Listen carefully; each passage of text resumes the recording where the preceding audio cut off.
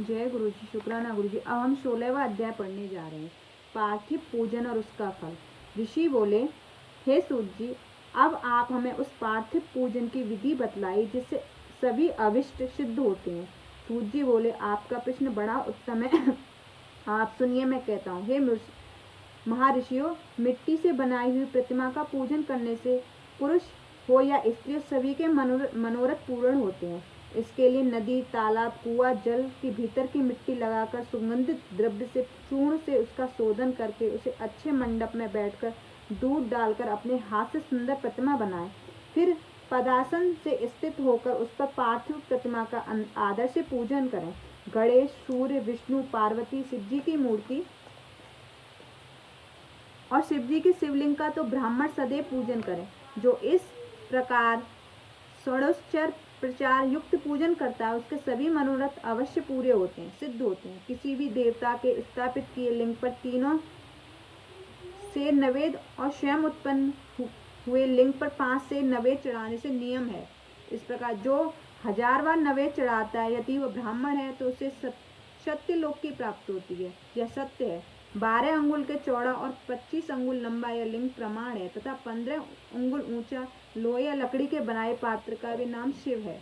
ऐसे लिंगों की पूजा महापूजा कहलाती है। इसके अभिषेक से आत्मशुद्धि, गंध चढ़ाने से पुण्य प्राप्ति और नवेद चढ़ाने से आयु की तृप्ति तथा धूप देने से धन की प्राप्ति होती है।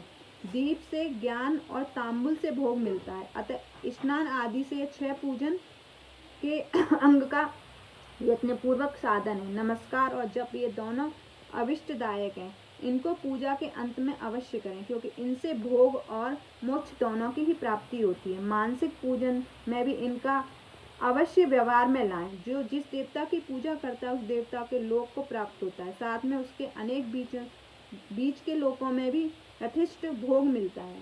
हे महर्षियों, आप श्रद्धा से सुनिए, मैं विशेष रीति से वर्णन करता हूँ।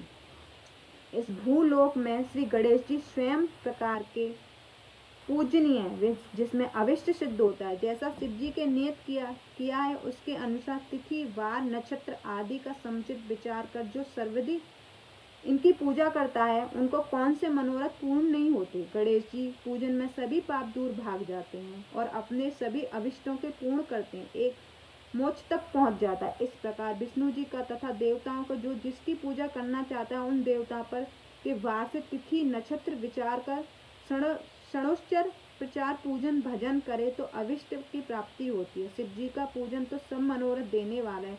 जो आर्द्रा नक्षत्र में महाआर्द्रा में माघ कृष्ण चतुर्थी को शिव जी का पूजन करता है, उसकी आयु बढ़ती है, मृत्यु हरण होती है, सर्व सिद्ध की प्राप्ति होती है। ऐसे ही और भी नक्षत्रों में, महीनों और वारों में शिव जी की पूजा का अद्भुत महात्म्य है।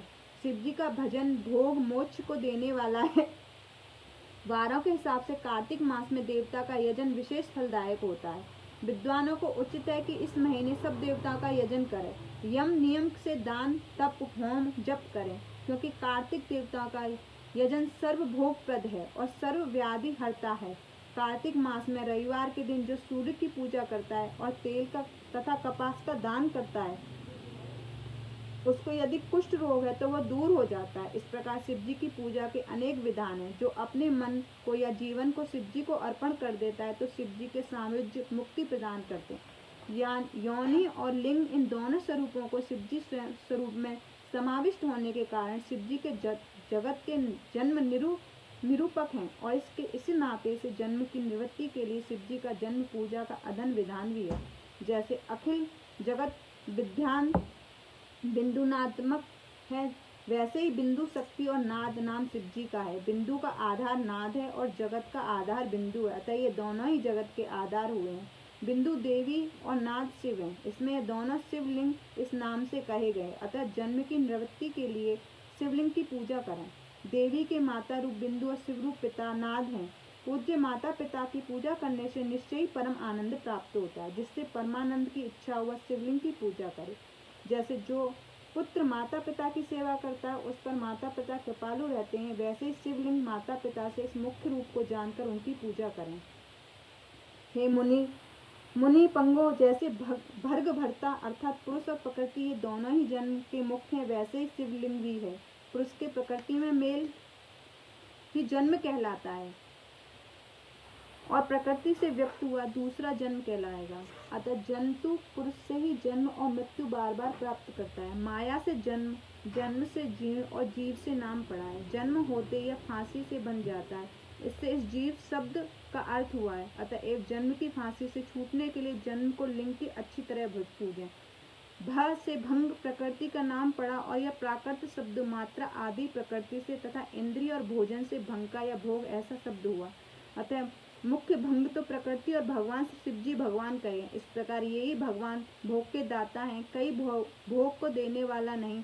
भंग के स्वामी भगवान ही हैं। भर्ग और भंग के सहित लिंग और लिंग के सहित भंग यह नित्य भोग के लिए है, इसलिए श्री भंग और महादेव शिव लिंग की पूजा करना योग्य है। शिव भक्त के मिलाप का नाम लिंग है। शिव जी अपने लिंग की पूजन करने से प्रसन्न हो जाते हैं। जो इस लिंग का सादर पूजन करता है वह जन्म आदि से निवृत्त हो जाता है। आदित्यवार के दिन पंचगव्य द्वारा शिव जी को स्नान करावे। गोमूत्र, गोबर, गोदुग्ध, गोघृत और मधु यही पंचांग हैं, द्रव्य हैं। फिर से दूध आदि से अलग स्नान करावे। शहद, ईख का रस, गोदूध से अन्न का नैवेद्य बनाकर प्रवण पूर्वक चढ़ावे। जो इस प्रकार आदित्यवार मतलब इतवार को दिन प्रवण पूर्वक महालिंग की पूजा करता है उसको पूर्व जन्म नहीं होता है। रुद्राक्ष धारण करने से, चौथाई विभूति धारण करने से, आधा मंत्र जपने से, पौन और पूजन से पूर्ण भक्ति प्राप्त करता है। शिवलिंग और उनके भक्तों का पूजन करने से मनुष्य को मुक्ति प्राप्त होती। इस अध्याय को पढ़ने और सुनने से शिव जी की दृढ़ भक्ति प्राप्त हुई। इति शिव महापुराण विंध्येश्वर सहिता